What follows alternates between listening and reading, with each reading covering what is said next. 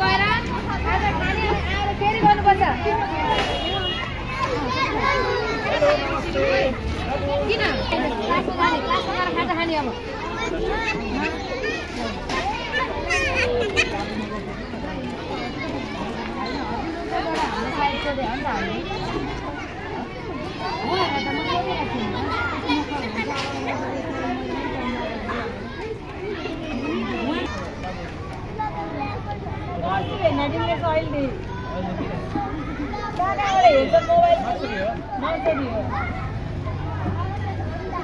झगडे झन्डा कोही त झगडे झन्डा कहाँ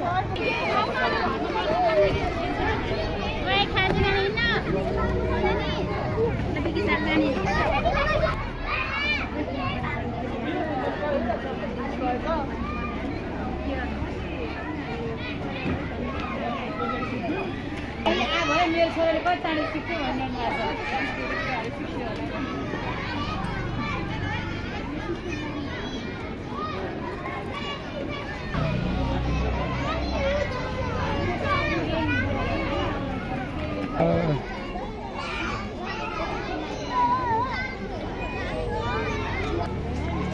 सर यो आज हाम्रो यो जुन कार्यक्रम भइरहेछ बच्चाहरूको लागि यसले चाहिँ के कति फाइदा पुग्छ सरलाई एकचोटि भनिदिनुहुन्छ। नमस्ते, म ढुन्डी राजगिरी, CEO एबिआई नेपाल काठमाडौँ। यो एबिएल अथवा एक्टिभिटी बेस्ड इन्स्ट्रक्सन यो क्रियाकलापमा आधारित शिक्षा भनेको चाहिँ बच्चालाई खेल्दै सिक्दै गर्ने एउटा विधि हो र यो विधि अन्तर्गत हामीले विगत 7-8 वर्षदेखि यसमा हामीले काम गरिरहेका छौँ र बच्चाहरूले यो करिकुलममा आधारित भएर विभिन्न क्रियाकलापहरू अहिले हामी अझै पनि एक्जिबिसनको केही अंश बाँकी नै छ, केही गर्दैछन् नानीहरू र यहाँ हामीले यति धेरै प्रोजेक्टहरू छ यसमा सबै नानीहरूले आफै गरेर आफै सिकिरहेको हामीले यहाँ देख्न सकिन्छ र यसमा सबै कन्टेन्टलाई हामीले खेल्ने भनेपछि पहिला हामीले किताब कपी एकातिर र खेल्ने भनेपछि अलग हुन्थ्यो भनेपछि अब यहाँ खेल्दै सिक्दै गर्ने अथवा खेल र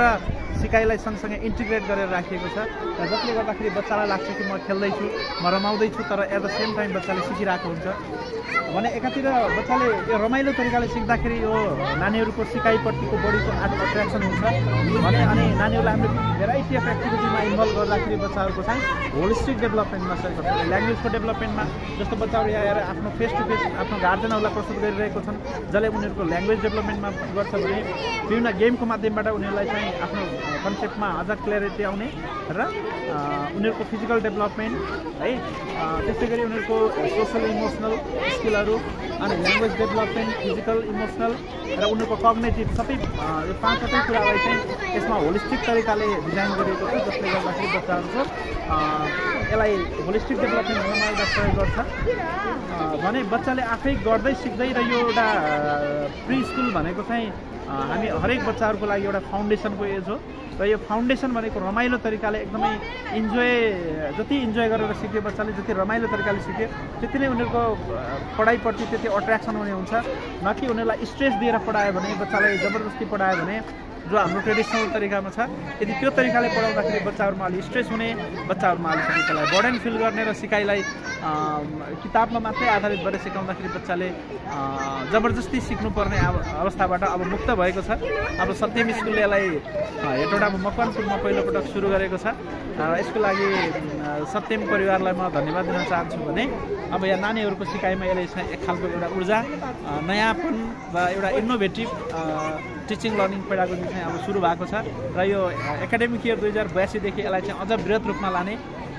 लानको लागि अहिले हामीले एउटा छोटो डेमो जस्तो एउटा सानो प्रोजेक्ट मात्रै राखेको हो।